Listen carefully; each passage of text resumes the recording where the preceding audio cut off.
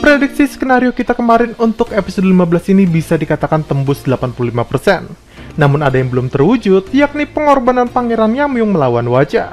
Tapi di episode ini ada sebuah keganjilan, di mana Hwacha malah mengatakan kepada Chungi kalau sebenarnya dirinya tidak mengambil jiwa orang yang membuat kesepakatan dengannya. Lantas, apakah perkataannya ini benar? Kalau menurut Mimin sih jelas ya, dia ini berbohong. Karena jika tidak demikian, untuk apa dirinya sampai sekarang masih memakai tubuh Kanyongok? Ya kan?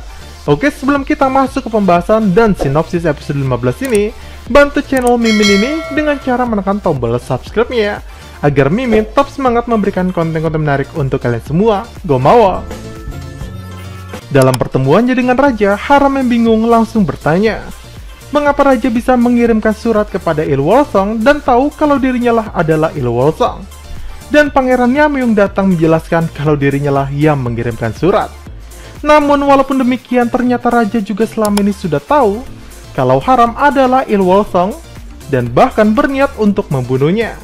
Tapi karena merasa bersalah dan kasihan, Raja yang bijak ini memilih untuk berpura-pura tidak tahu apa yang akan dilakukan oleh Haram. Raja yang tahu Haram ingin membalas dendam karena kematian ayahnya, akhirnya mengklarifikasi kejadian yang sebenarnya. Nah, memang benar ketika itu Raja terdahulu menyuruh penyidik untuk membunuh ayah Haram, tapi ternyata sesuatu malah terjadi, di mana Haram kecil tiba-tiba berubah menjadi iblis dan malah membunuh ayahnya sendiri. Jadi kematian ayahnya belum sempat dilakukan oleh penyidik dan Haramlah pelakunya. Dan mengetahui hal itu, Raja Sungjo ini langsung mencabut perintah yang dibuat oleh ayahnya kepada petugas Kim dan membawa Haram kecil untuk dia rawat dan juga memantau iblis di dalam tubuhnya. Nah, mendengar hal itu, Haram pun menangis dan Raja berjanji kalau dia akan bertanggung jawab atas tragedi yang menimpa Haram, karena bagaimanapun juga semua berasal dari iblis yang dibawa oleh Raja terdahulu. Sesuai dengan prediksi skenario kita kemarin, saat Algojo hendak memotong kepala Gruchue atas perintah dari Pangeran Juhyang, tiba-tiba Chungi datang untuk menghentikannya. Tapi aksi Chungi ini tetap tidak dapat menghentikan Pangeran Juhyang.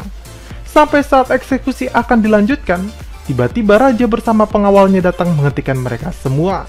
Dan orang-orang terdekat Chungi pun dapat selamat dan dibebaskan.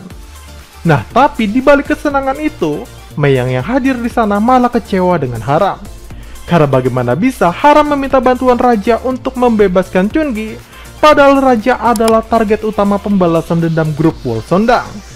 Lalu scene berganti malam, di sini Chungi yang bersedih karena semua musibah terjadi kepadanya, dihibur oleh Haram yang lagi-lagi mengatakan ucapan masa kecilnya, karena saat ini dia juga berada di posisi yang sama dan ayahnya meninggal karena dirinya, persis seperti apa yang dirasakan oleh Chungi. Di istana, Pangeran Juhyang disidang oleh ayahnya. Ayahnya ini kecewa karena bagaimana bisa Pangeran Juhyang mengkhianatinya di saat dirinya terbaring tak berdaya dan berbuat gila menginginkan iblis hanya karena ingin menjadi raja. Dan mendengar ayahnya ingin menghukumnya dengan berat, Juhyang memberitahu alasannya menginginkan iblis selain menjadi raja, yakni karena kini iblis telah menggerogoti tubuhnya dan dia akan mati secara perlahan, dan cara satu-satunya menyembuhkannya ialah memasukkan iblis ke dalam tubuhnya. Nah, Raja pun menjadi tak tega karena selama bertahun-tahun dia tidak mengetahui keluh kesah anaknya sendiri. Tapi apa daya, untuk kepentingan banyak orang, dia memutuskan mengambil jalan merelakan satu orang anaknya. Sedangkan di penjara, pendeta istana yang kehilangan kekuatannya meminta kepada dukun Miso untuk menggantikannya dalam upacara penyegelan. Hal ini harus dilakukan karena sebagai penebusan dosa atas kesalahan Miso selama ini.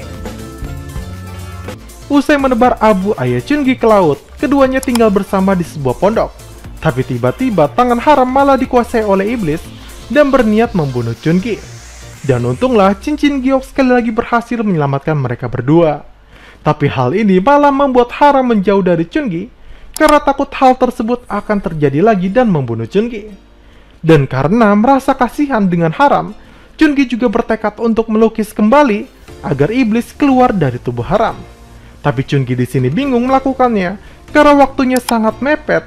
Terlebih lagi tangannya sedang terluka. Lalu tiba-tiba Hwacha datang kepadanya untuk memberikan penawaran perjanjian kepadanya. Di sini Chungi menolak dan ragu karena dirinya masih takut akan terkena kutukan Hwacha. Dan dia pun bertanya kepada Hwacha, apakah dirinya akan menjadi gila atau bahkan terbunuh jika membuat kesepakatan dengan Hwacha.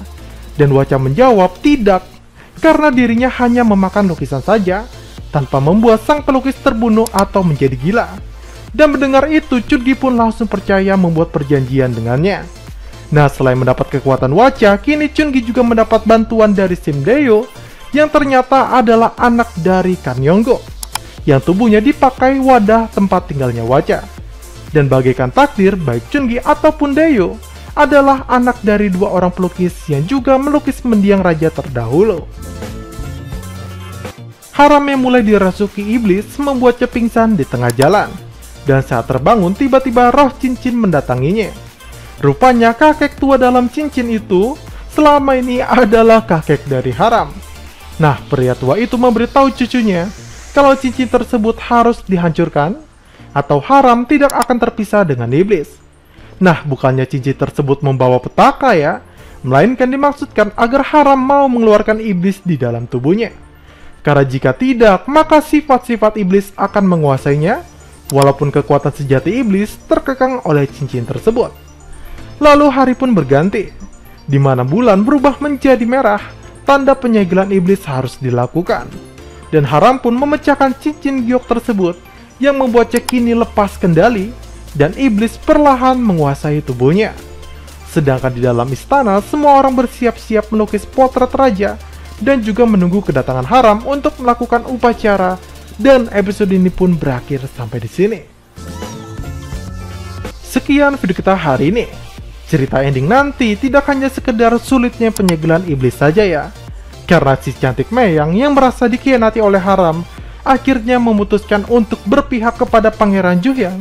Dan dia diam-diam membebaskan Pangeran Juhyang dan beserta kroninya yang sedang dipenjara. Kira-kira apa yang akan dilakukan oleh Pangeran Juhyang nantinya ya?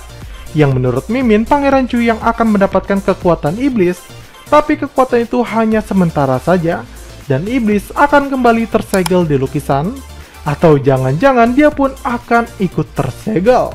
Why not? Oke, sebelum kita menutup video ini, jangan lupa untuk menekan tombol like, subscribe, dan nyalakan tombol lonceng notifikasinya ya, agar kalian selalu mendapat info menarik dari channel Mimin ini. Saya Mimin Chandra pamit, see you sahabat Micapedia.